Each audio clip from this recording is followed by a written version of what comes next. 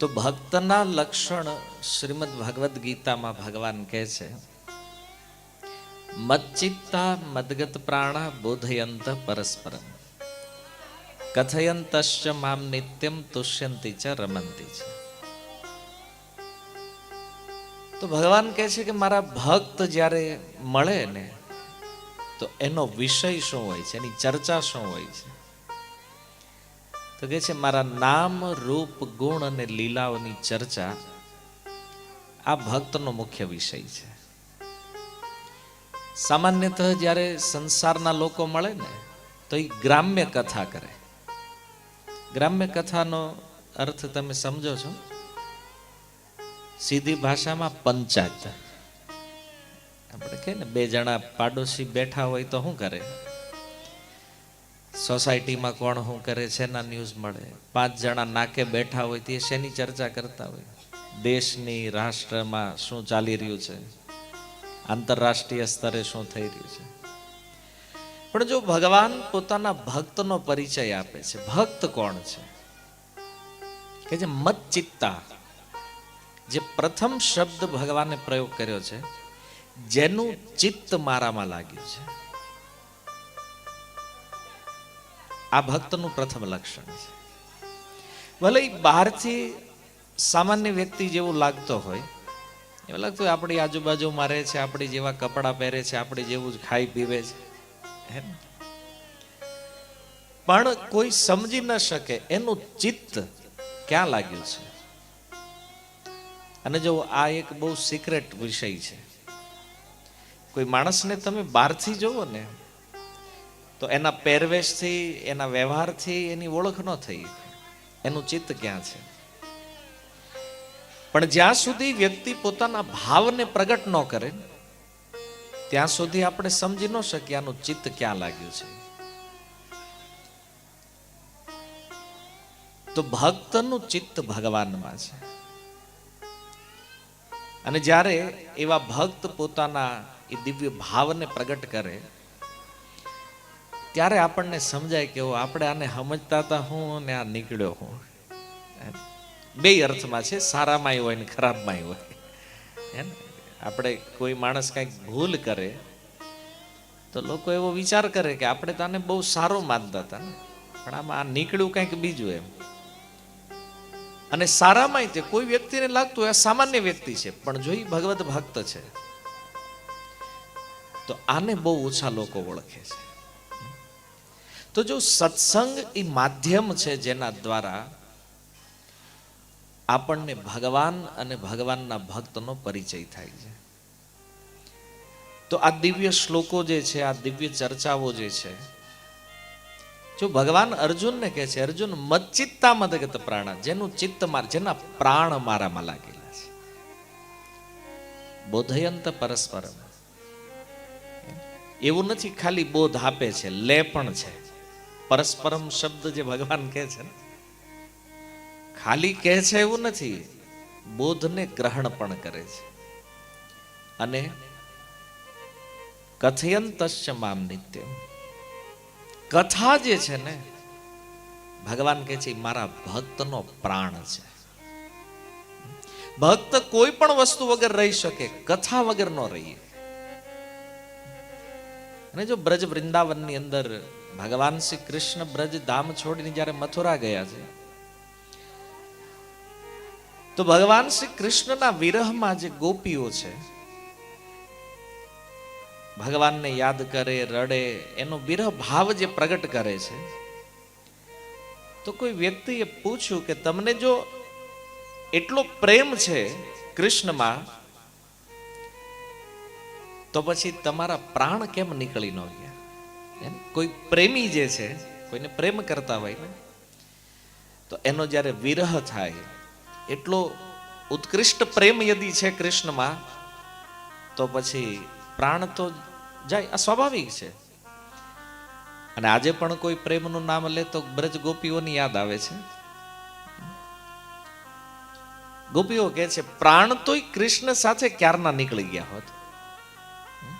પણ જો ગોપી ગીતની અંદર એને પોતાના ભાવને એક શ્લોક દ્વારા રજૂ કર્યો છે, તવ કથામૃતમ તપ્ત જીવનમ. કૃષ્ણના એ વિરહથી તપ્ત જે જીવન છે, આની ઉપર જે કૃષ્ણ કથા છે, શ્રીમદ ભાગવત જે છે ને,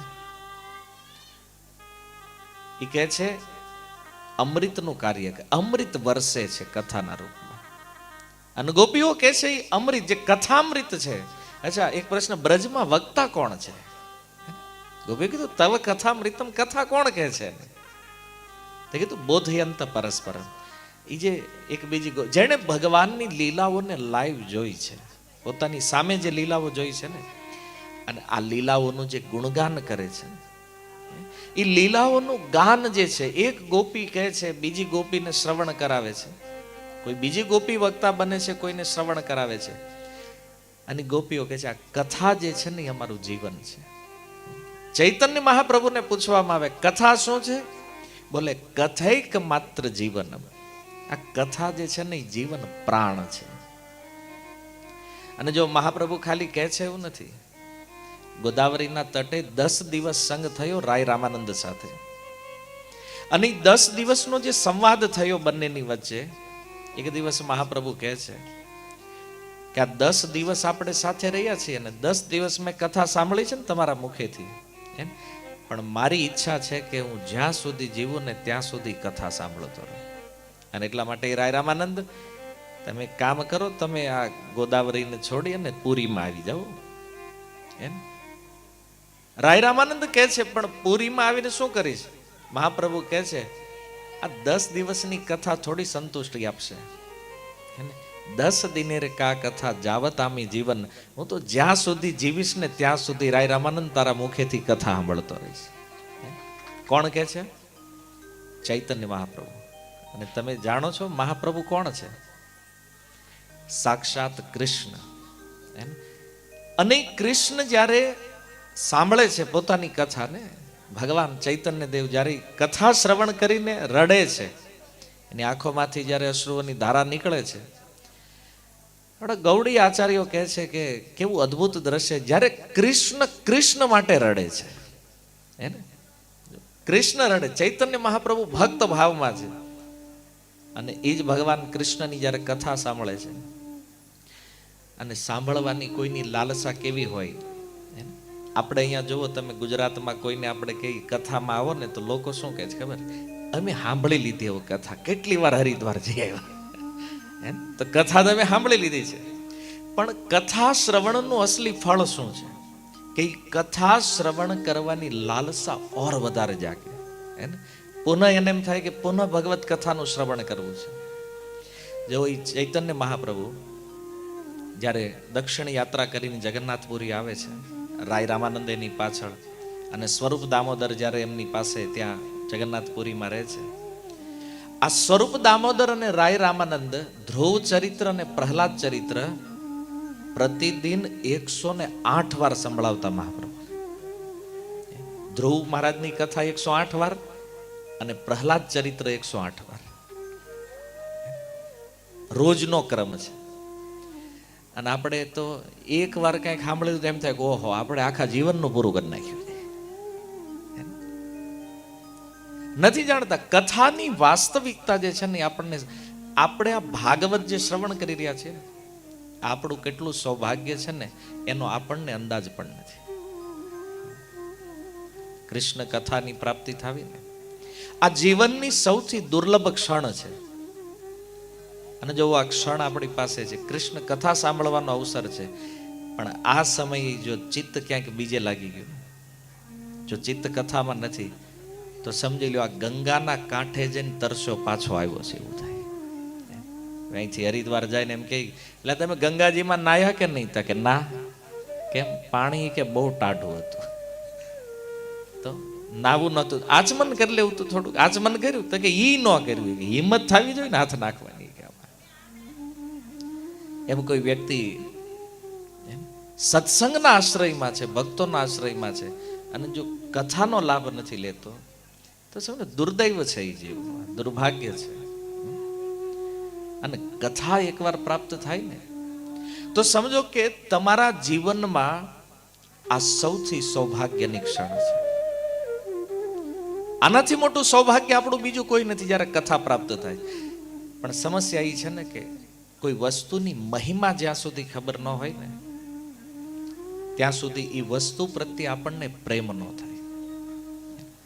કથાની મહિમા આમ તો ક્યારેક કથામાં આપણે સાંભળતા, પણ એ ચિત્ત એ કથામાં નથી, એનું આસ્વાદન નથી. અને એટલા માટે જો આ સંસારના જે તાપ છે, ત્રિવિધ તાપ, આધિ દૈવિક, આધિ ભૌતિક, આધિ આધ્યાત્મિક, આ તાપ જીવને રાત દિવસ વાળે છે. એને આટલી સુખ સુવિધાઓ, અર્થવ્યવસ્થા આટલી સારી થઈ છે, છતાં વ્યક્તિ રાત દિવસ બળતો રહે છે. સ્નેહ, એ આસક્તિના કારણે એ ચિત્તમાં જે પ્રકારનો એક તાપ પ્રગટ થયો છે ને, આ તાપનું યદિ કોઈ શમન કરીએ કે તો એ કેવલ કૃષ્ણ કથા છે, ભાગવત કથા છે. અને એટલા માટે શ્રીમદ ભાગવતમ કહે છે કે જન્મ લાભ પરે પુંસા મંતે નારાયણ સ્મૃતિ. આ મનુષ્ય જીવનનો લાભ શું છે? બોલે જ્યાં સુધીમાં આપણું મૃત્યુ આવે ત્યાં સુધીમાં આપણને ભગવાન નારાયણની સ્મૃતિ થવી, ભગવાન નારાયણનું સ્મરણ થવું. જીવનના અંતિમ સમયે ભગવાનનું સ્મરણ જેને થયું ને, આનું જીવન સફળ છે. બાકી આ દુનિયામાં આવીને ગમે એટલું કર્યું, પણ મૃત્યુ સમયે જો ભગવાનની યાદ નથી, ભગવાનનું સ્મરણ નથી, તો સમજી લો કે આ જીવન જે છે ને એ વ્યર્થ છે, નષ્ટ છે. ભાગવતમાં ક્લિયર, આજકાલ લોકો સેમિનાર કરે છે success, 6 days success, 7 days success. 6-7 દીમાં કોઈ સફળતા ન મળે જ્યાં સુધી જીવનમાં કૃષ્ણ નથી ને, ત્યાં સુધી બધા જીવન ફેલ છે. જે જીવનમાં કૃષ્ણ સાથે સંગ થયો છે ને, આ જીવન સફળ છે. એટલે સુતજી કહે છે મનુષ્ય જીવન મળ્યું, આનો લાભ શું છે?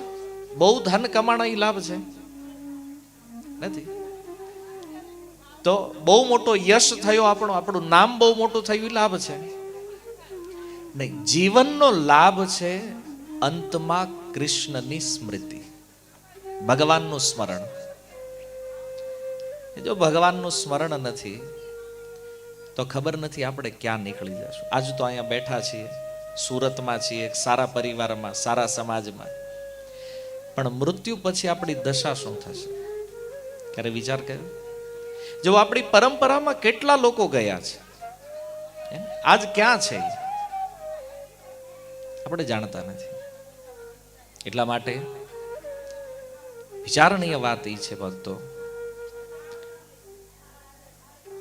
કે જીવનને જો સફળ બનાવવું છે, એક અભ્યાસની જરૂર છે. અને અભ્યાસ શું છે? બહુ અઘરું નથી. કથા શ્રવણ. જો નવધા ભક્તિમાં પણ પહેલું શ્રવણમ છે, સાંભળવું. અને જ્યારે કોઈ વ્યક્તિ ભગવદ કથાઓનું શ્રવણ કરે છે, સાંભળે, આ સાંભળતા સાંભળતા એને ભગવાનમાં પ્રેમ થઈ જાય. અને આવો વ્યક્તિ મૃત્યુ સમયે ભગવાનનું સ્મરણ કરે. ગીતામાં ભગવાન ગેરંટી આપે છે કે અંતકાલે ચ મામેવ સ્મરણ મુક્ત્વા કલેવર. એ અર્જુન, કોઈ મારું સ્મરણ કરતા કરતા શરીરનો ત્યાગ કરે તો એ મને પ્રાપ્ત કરે છે. આ જીવનનું લક્ષ્ય, કામ આપણે આ કરવાનું છે. બાકી આપણે મોટા ભાગે તો વિચારધારા શું છે? ખાવો પીવો મોજ કરો. આજ મનુષ્ય છીએ, કાલે પશુ પણ બની શકશું જો આ વિચારધારામાં ચાલ્યા તો. કારણ કે આ સુખ ભોગ જે છે ને, પ્રત્યેક શરીરોમાં બધાને પ્રાપ્ત થાય છે. આપણે એવું માનતા હોય કે આપણે મનુષ્ય છીએ અને આપણે ફર્સ્ટ ક્લાસ ઘરે પીઝા પાર્ટી કરીએ છીએ, પીઝા ખાઈએ છીએ અને આપણને આનંદ આવે છે. ક્યારેક ડોમિનોઝમાં બેઠા હોય, પીઝા હટમાં બેઠા હોય ને આપણને ઓહો આ સારું થયું કે આપણા ટાઈમે આવ્યું કે, એટલે બાબલાઓ બિચારા મરી ગયા રોટલા ખાઈ ખાઈ, અને આપણે આ પીઝા ખાવી પહેલા આવું કાંઈ હતું નહીં કે. અને આપણે પોતાને સૌભાગ્યશાળી માનીએ છીએ. પણ તમે એક વિચાર કરો, શાસ્ત્ર શું કહે છે કે આજે સુખ ભોગ છે, એક ડુક્કર, એક સુવર જે છે ને એને પ્રાપ્ત છે. તમે પીઝા ખાવ છો અને પીઝાનું જે મળ બને છે, જે ગટરના માધ્યમથી એક સુવર સુધી પહોંચે, અને સુવર જ્યારે એ મળને ખાય ને, તમને જેટલો આનંદ પીઝામાં આવે છે ને, એ સુવરને એટલો જ આનંદ એ ગટરમાં મળ ખાવામાં આવે છે. આનંદ એક સમાન છે. અને સુવરને જ્યારે આપણે ગટરમાં જોઈએ, આ મળ ખાઈ રહ્યો છે, આનું કોઈ જીવન છે? પણ તમને ખબર છે, આનંદ એક સમાન છે. જેટલો આનંદ, પદાર્થ અલગ અલગ છે. અહીંયા પીઝા છે, ત્યાં મળ છે, પણ આનંદની માત્રા એક સમાન. 84 લાખ યોનિઓનું આ ચક્કર છે. બધા પ્રકૃતિએ બધામાં સુખ ભોગની વ્યવસ્થા આપી છે. અને જો આપણે આના માટે જીવીએ છીએ તો આપણે વિચાર કરવો પડશે. કઈ યોનિમાં સુખ નથી આહારનું? જોવો, પશુઓ નથી ખાતા? ખાય છે. તો આપણા મનમાં એ વહેમ છે કે હારું આપણે ખાવી એ નથી ખાતા, પણ એ ન ભાવે. એમ તમે કોઈ પશુને પીઝો ખવડાવો, ખાય? ન ખાય. પશુ નથી ખાતા, નહીં આપણે ખાઈ છે. અને તો આપણે વહેમમાં છીએ, સારું એને કરતા આપણે સારું ખાઈએ. આ ભ્રમ છે. આને આપણે માનીએ છીએ કે શું કે કોઈને કઈ ભજન કરો ને, હમણાં આ બધા જલસા કરવા દો કે માંડ ટાઈમ આવ્યો છે આ ખ્યાલ.